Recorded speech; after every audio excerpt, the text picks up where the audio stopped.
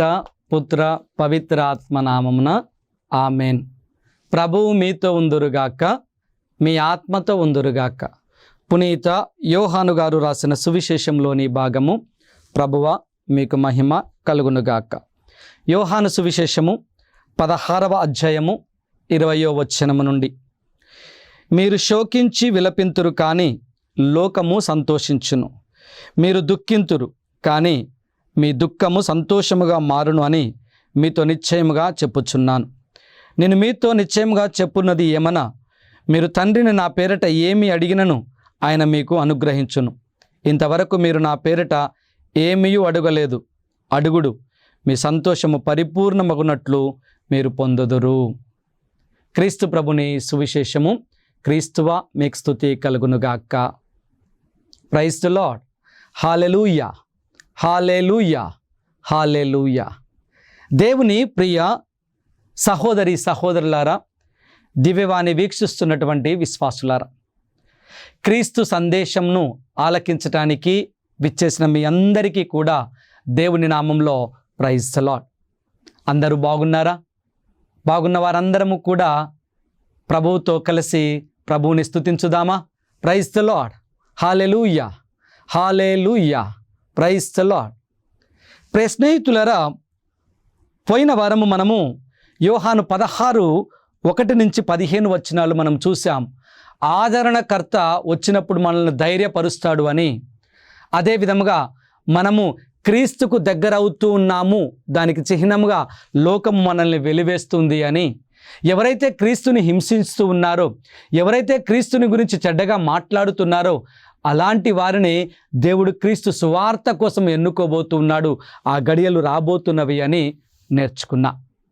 ఈ రోజున దేవుని యొక్క సందేశాన్ని ఇదే 16వ అధ్యాయము యోహాను సువిశేషము 20వ వచనము నుంచి 24వ వచనం వరకు మనం చూసినట్లయితే కనుక చక్కటి అంశాలను దేవాతి దేవుడు మనకు నేర్పిస్తూ ఉన్నాడు.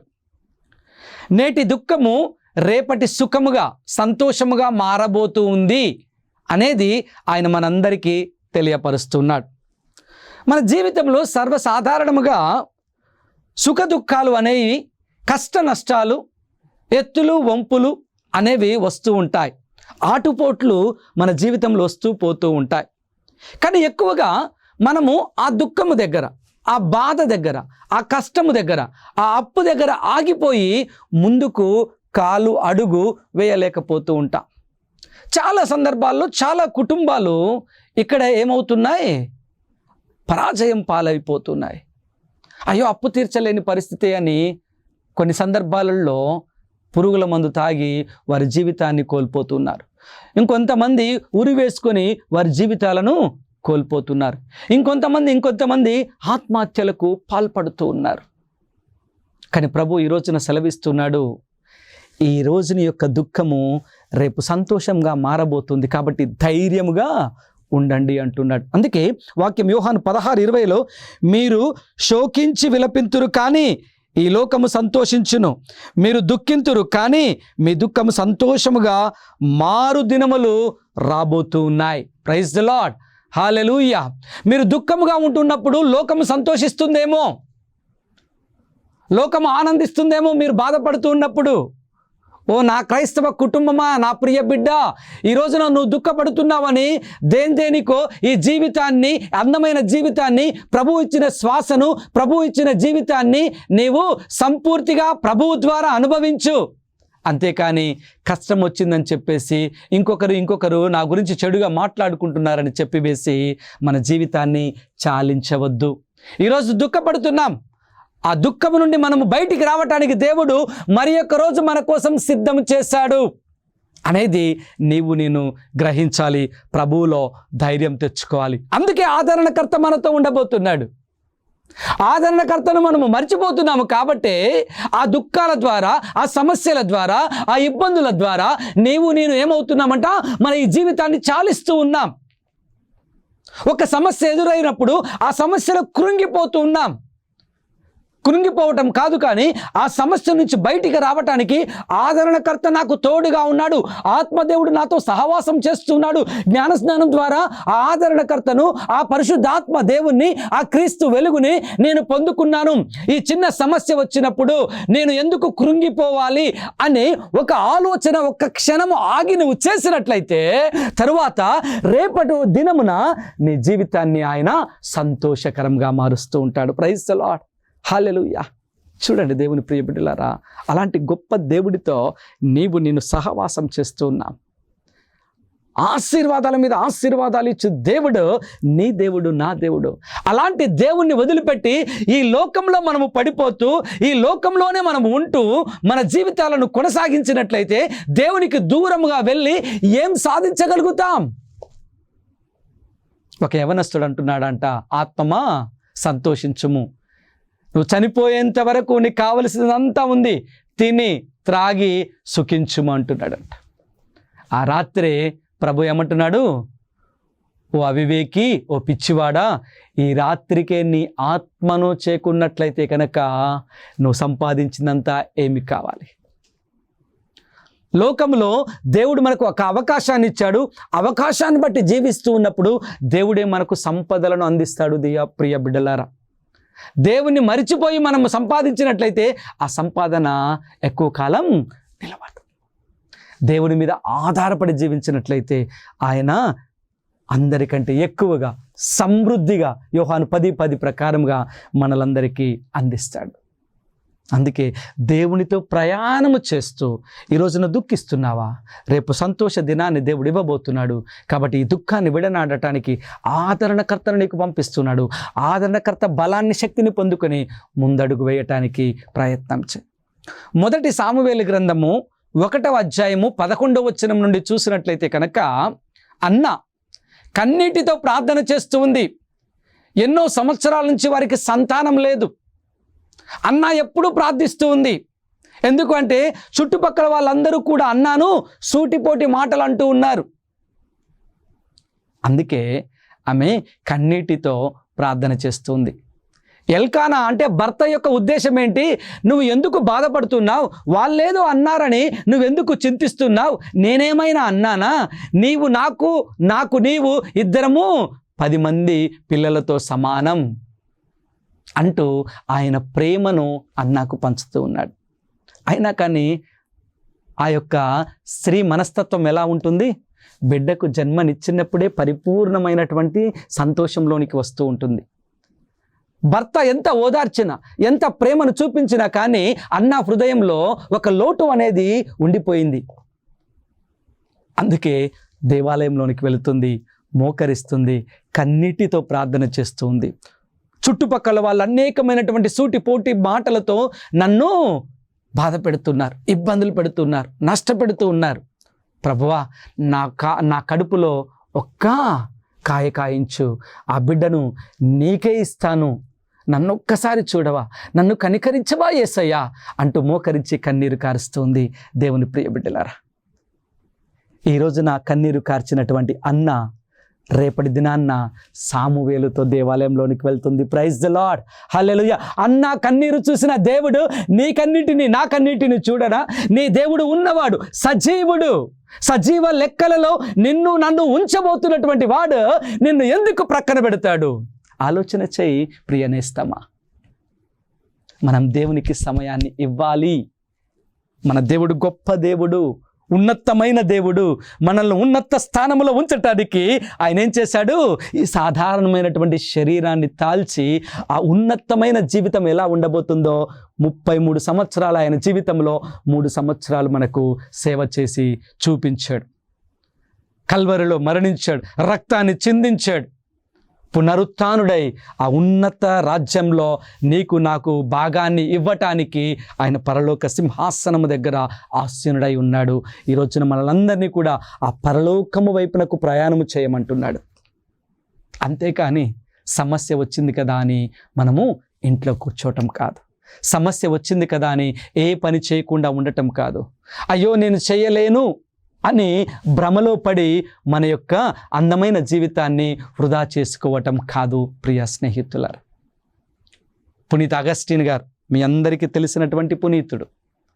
అగస్టిన్ గారి జీవితాన్ని చూసినట్లయితే ఈ లోకంలో ఉన్నప్పుడు నా అంతటి తెలివిగల్లవాడు ఎవడూ లేడు అనుకున్నాడు.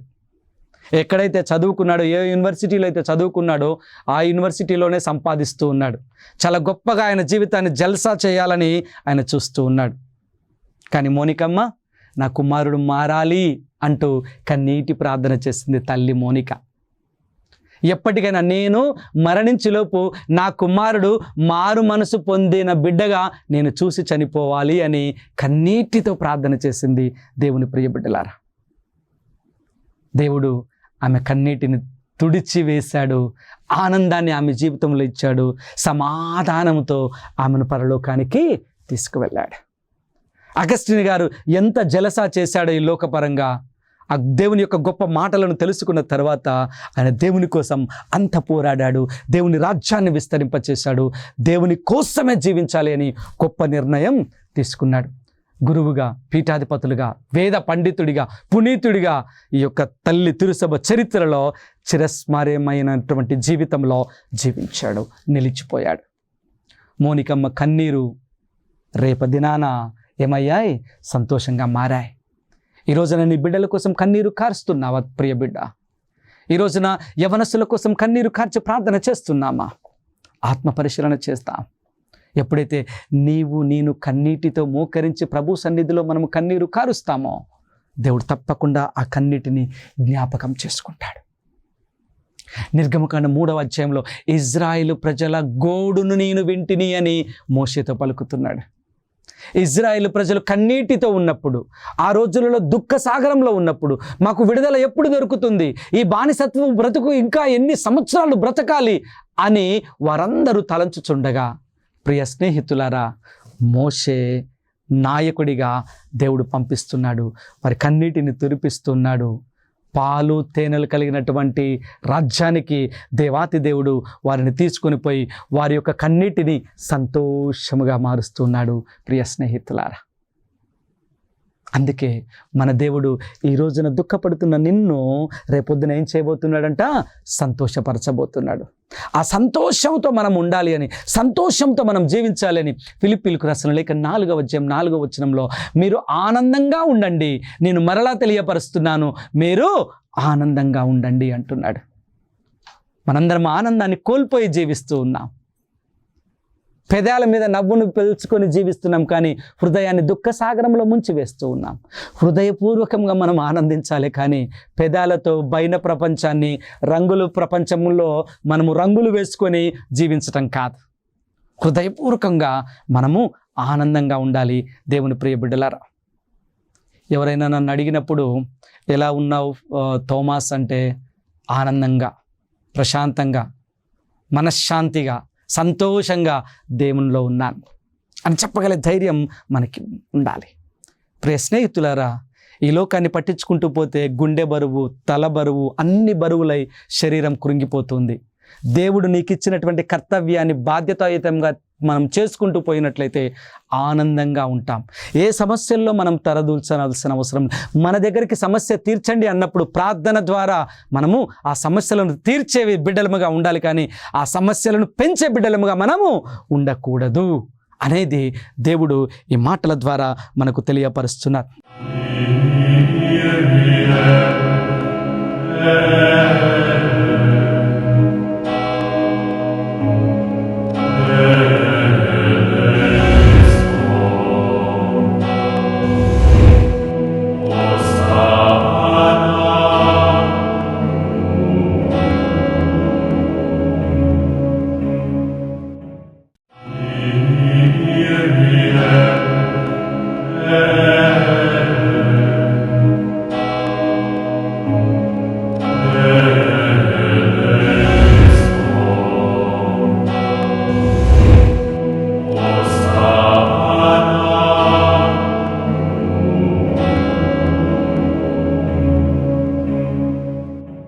యోహాను సువిశేషము 16వ అధ్యాయం 23లో ఈ రోజు వరకు నా పేరిట మీరు నన్ను ఏమీ అడగలేదు, మీరు అడగండి తండ్రిని నా పేరిట, ఆయన మీకు ఎంతగా ఇస్తాడో. చదువుదాం.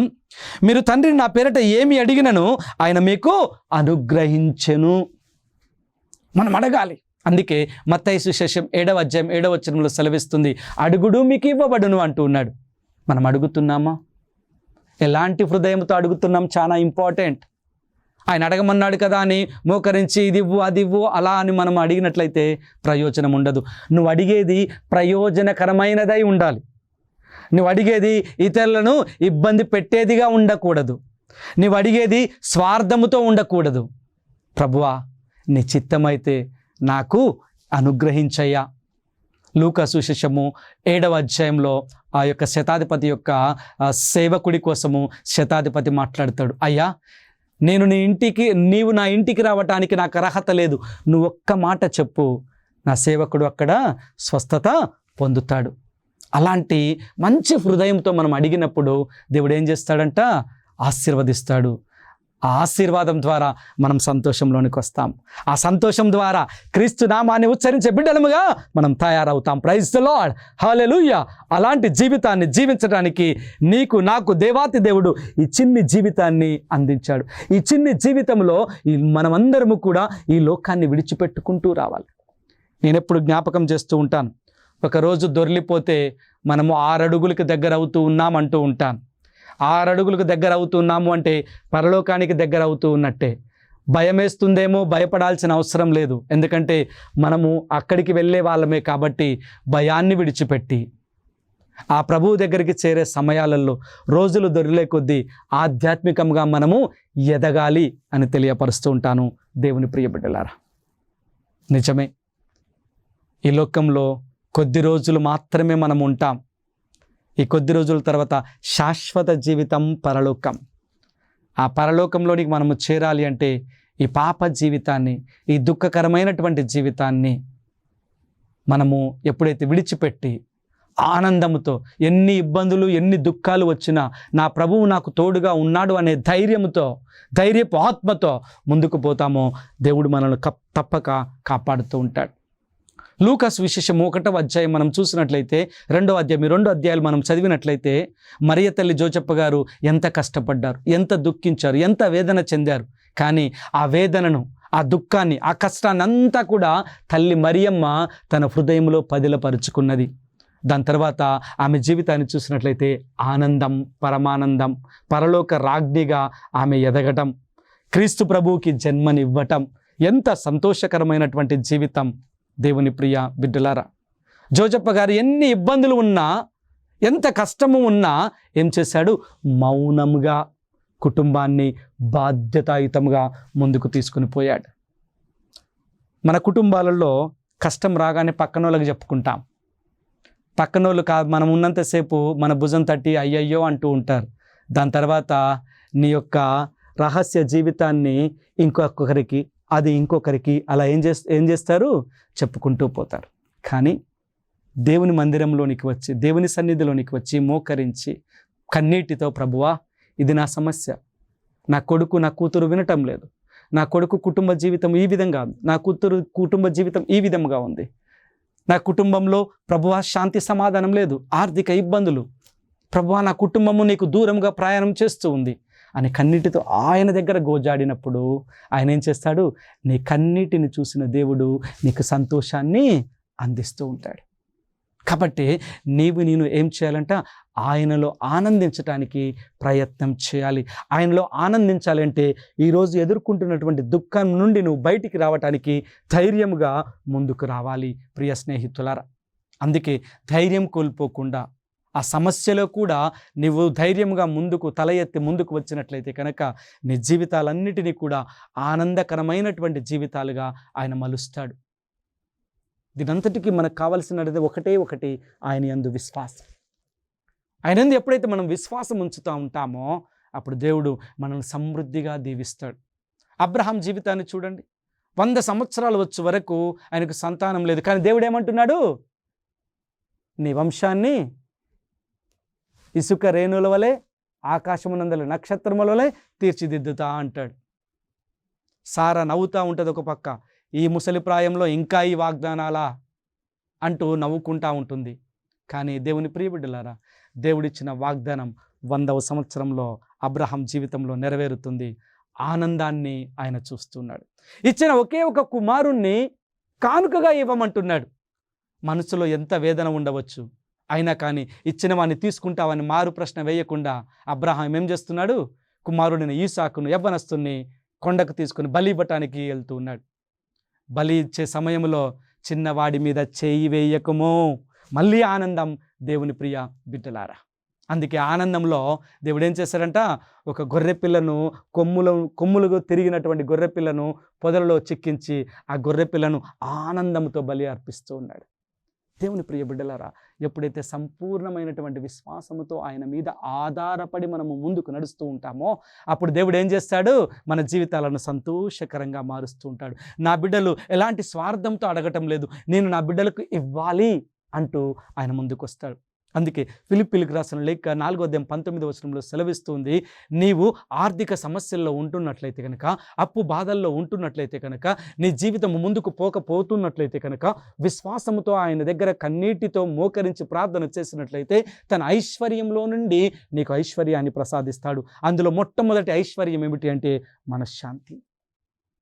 ఆ మనశ్శాంతి ఎప్పుడైతే నువ్వు పొందుకుంటావో, ఆ సమాధానం ఎప్పుడైతే నువ్వు పొందుకుంటావో, మిగిలిన లోకంలో కావలసినవన్నీ కూడా దేవుడిని దగ్గరకు చేరుస్తూ ఉంటాడు. అది యోహాను సువిశేషము 16వ అధ్యాయము 16వ వచనం నుండి 24వ వచనం వరకు ఆయన నేర్పిస్తున్నటువంటి మాటలు. అదే విధముగా ప్రియ స్నేహితులారా, యోహాను సువిశేషం 16వ అధ్యాయము 25 నుంచి 33 మనం చూసినట్లయితే కనుక, ఈ యొక్క ఆదరణకర్త మీద మనం ఆధారపడి దుఃఖాన్ని అంతటిని దిగమింగుతూ ధైర్యంగా దాన్ని ఎదుర్కొంటూ ముందుకు పోయినట్లయితే సంతోషకరంగా మారుస్తాడు. అప్పుడు ఆ సంతోషకరము లోకము మీద విజయాన్ని సాధించినట్లుగా దేవుడు మలుస్తాడు. మీరు తర్వాత చదవండి, యోహాను 16వ అధ్యాయము 25 నుంచి 33 వరకు మనం చదివినట్లయితే లోకముపై విజయము మనము సాధించే బిడ్డలముగా అవుతాం. ఎప్పుడంటే ఆదరణకర్తను మనం ఆహ్వానించినప్పుడు, మనందరము దుఃఖంలో కృంగిపోకుండా, కష్టంలో నలిగిపోకుండా, ఇబ్బందుల పాలు కాకుండా ధైర్యంగా ఆ ఇబ్బందిని ఎదుర్కోగలను, ఆ కష్టాన్ని ఛేదించగలను, ఆ కష్టం నుంచి బయటికి రాగలను, ఆ కన్నిటిని నేను తుడిచివేయగలను. ఎప్పుడైతే నీవు సాహసం చేసి ధైర్యంతో ముందుకు వస్తావు, ఆదరణకర్త యొక్క సహవాసాన్ని నువ్వు పొందుకుంటావు, అప్పుడు నీ జీవితాన్ని సంతోషకరంగా మారుస్తాడు దేవుడు. ఆ సంతోషకరమైనటువంటి జీవితం నుండి నీకు ఈ లోకం నుండి వెలుగును లేదా విజయమును నీకు ప్రసాదిస్తాడు. Praise the Lord. యేసునా స్వామి ఈ లోకంలోనికి వచ్చినది ఈ లోకం మీద విజయం సాధించడానికి, సైతాను నలగదొరికి ఆయన మనలందరినీ కూడా ఆ సైతాను సంఖ్యల నుండి మనల్ని విడుదల చేయటానికి ఆయన వచ్చాడు. అందుకే కల్వరిలో సిలువను ఎక్కి ఆ సిలువలో తన యొక్క ప్రాణాన్ని విడిచి ఆ ప్రాణాన్ని అలాగే ఉంచకుండా 3వ రోజు ఉత్థానుడై ఆ యొక్క లోకము నుండి, అదేవిధంగా సైతాను సంఖ్యల నుండి మనకు విజయాన్ని ప్రసాదించాడు. అలాంటి విజయాన్ని ప్రసాదించిన క్రీస్తు నీకు నాకు విజయాన్ని ప్రసాదించడానికి, ఈ లోకంలో నుండి మనలందరినీ బయటికి తీసుకుని రావటానికి ఆదరణకర్తను పంపిస్తాను అంటున్నాడు. కష్టాలు వచ్చినప్పుడు ధైర్యంగా ఎదుర్కోవటానికి ఆత్మ దేవుడు మీతో ఉంటాడు అని జ్ఞాపకం చేస్తున్నాడు. ఆత్మ దేవుడు మీతో ఉన్నప్పుడు సంతోషం సమాధానం మీ దగ్గర ఉంటుంది అంటున్నాడు. ఆ సంతోషం సమాధానం మీ దగ్గర ఉన్నప్పుడు మీరు లోకంలో విజయాన్ని సాధించే బిడ్డలుగా తయారవుతారు అని ఆయన వాగ్దానం ఇస్తున్నాడు. అంతా అన్ని ఆశీర్వాదాలను మనకిస్తున్న దేవునితో మనం ఎలా నడుచుకుంటున్నాం ఆత్మ పరిశీలన చేద్దాం. ఆ దేవునితో మనము ఏకీభవించి ముందుకు నడుద్దాం. అందరం ఒక్క నిమిషం కళ్ళు మూసుకుందామా, ప్రార్థన చేసుకుందాం. దయగల సర్వేశ్వర, యోహాను సువిశేషము 16వ అధ్యాయము 16వ వచనం నుంచి 34వ వచనం వరకు మేము ధ్యానించాం. ప్రభువా, ఈరోజు ఉన్నటువంటి దుఃఖాన్ని రేపు సంతోషంగా మారుస్తానని వాక్యంలో సెలవిచ్చావు. నా పేరట తండ్రిని ఏది అడిగినా ప్రసాదిస్తానని వాగ్దానం ఇస్తూ ఉన్నావు. ఈ రోజున మా దుఃఖాన్ని ప్రభు, మా కష్టాన్ని, మా బాధను, మా ఇబ్బందిని అంతటిని నీకు సమర్పించుకుంటున్నామయ్యా. మమ్మల్ని కన్నీటి నుండి దూరం చేయి అయ్యా, బాధల నుంచి దూరం చేయి. నీ ఆత్మతో మమ్మల్ని అందరినీ కూడా బలపరచు ప్రభు. ఈ లోకంలో మేము విజయాన్ని సాధించే బిడ్డలముగా అయ్యా, నీలో ఉండి విజయాన్ని సాధించే బిడ్డలుగా మా అందరినీ కూడా నీవు వాడుకొనమని వేడుకుంటున్నాం.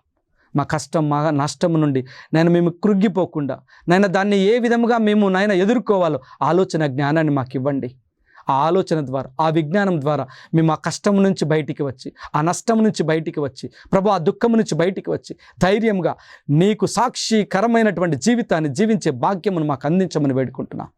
ప్రభువా, ఎలాంటి స్వార్థం లేకుండా నిన్ను అడుగుతున్నటువంటి మా ఈ ఒక్క మాటలన్నిటినీ, మా విన్నపములన్నిటినీ నీవు స్వీకరించి ప్రభా, ఈ లోకంలో మేమందరము విజయం సాధించే వీరులముగా మమ్మల్ని మలచమని, నీ విజ్ఞానముతో, నీ ఆత్మ బలముతో, ఆత్మశక్తితో, నీ వెలుగులో మమ్మల్ని అందరినీ నింపమని మా నాథుడైన క్రీస్తు ద్వారా ఈ మనవి చేయుచున్నాము. ఆమెన్. ప్రభువు మీతో ఉందురుగాక, మీ ఆత్మతో ఉందురుగాక.